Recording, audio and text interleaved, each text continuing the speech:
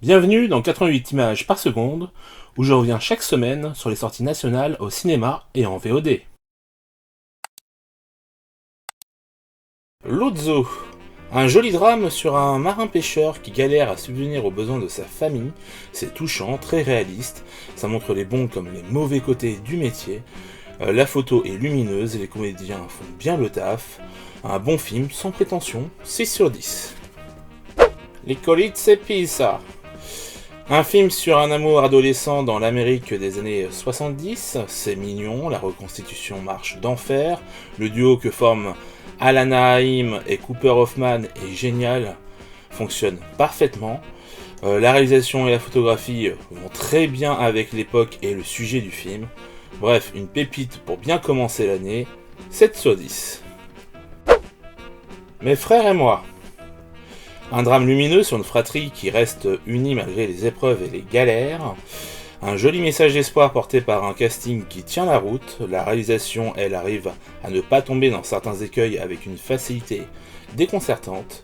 Un réalisateur qu'il faudra donc surveiller avec intérêt, 7 sur 10.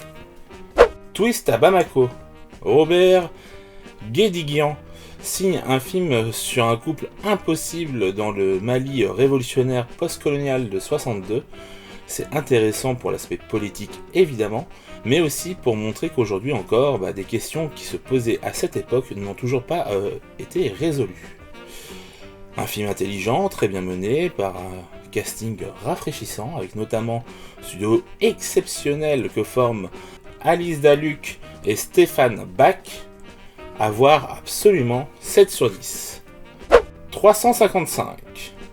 Simon Kinberg nous livre un film d'action et non d'espionnage, très punchy où l'action est quasiment toujours présente. Vous n'aurez pas le temps de vous ennuyer, a priori, même si le MacGuffin est complètement bidon et que l'association des agents féminines se fait un peu trop vite à mon goût.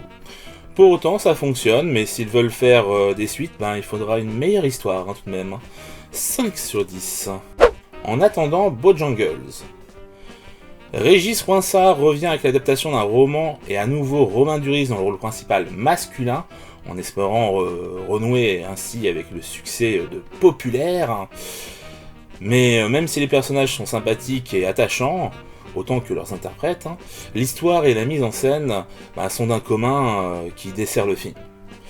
Le thème de la folie est toujours assez dangereux au cinéma, car son traitement paraît souvent caricatural, et ici Virginie Fira est tout le temps sur le fil, donc c'est dommage.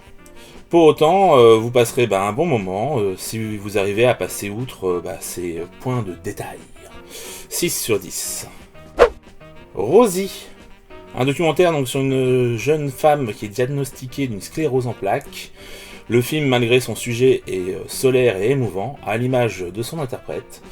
Le film a des airs de vlog interview, plus que d'un documentaire à proprement parler, mais la BO de M, couplée à la fraîcheur de Marine, nous emporte et on ne peut que ressortir touché d'un tel long métrage. 7 sur 10. Marché noir. Thriller qui ne va pas plus loin que son postulat de base. Certes, c'est pas mal fait, le suspense est bien tenu, même si dès le début, on se doute du dénouement. C'est probablement ça qui fait qu'on risque finalement d'avoir des moments de flottement, car on attend finalement que ça arrive. Dommage, car politiquement et avec les relations entre les différents personnages, il y avait quelque chose à faire. Un film finalement très moyen, 5 sur 10. Sword Art Online, progressive, Aria of a Starless Night. Je ne connais ni le manga d'origine ni l'anime, mais ce film est, semble-t-il, donc un résumé du début de l'aventure par le prisme d'un nouveau personnage. Alors je dois dire que même si on sent les raccourcis scénaristiques et qu'on rate pas mal de choses concernant le développement des personnages et de l'univers, le pari semble tout de même réussi à mes yeux, car il m'a donné envie de découvrir la série d'animation, un film un peu bâtard, mais qui pourrait selon moi être une belle porte d'entrée dans cet univers, donc 6 sur 10. Life on Mars. Un film post-apocalyptique avec peu de moyens, qui arrive cependant avec une réalisation efficace Un certain soin apporté à la composition de certains plans et d'effets spéciaux réussit à captiver son spectateur, du début à la fin. Malgré la simplicité du scénario, de son chapitrage et du peu de comédiens présents. Pour un premier long métrage, c'est pas mal du tout et ça promet pour la suite. Et à voir si ce genre de film vous intéresse. 6 sur 10. The Tender Bar. George Clooney revient enfin à son top avec cette adaptation de mémoire éponyme et livre un très beau film sur la famille, la jeunesse et la filiation. La réalisation est académique, mais c'est ce qu'il faut pour ce genre d'histoire, où les personnages et leurs sentiments sont au centre du récit, le casting est parfait, mais surtout le film est très bien écrit. On se sent rapidement proche de ces personnages et on est embarqué. Une petite pépite qui réchauffe le cœur, 7 sur 10.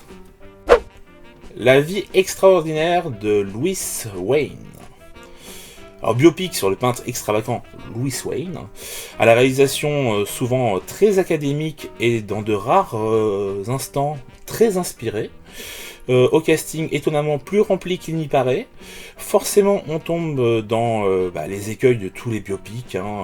Pour autant, ça fonctionne, même si ça suit une construction des plus classiques. Simple et sans grande surprise, ce film intéressera surtout les adeptes de l'artiste, 6 sur 10.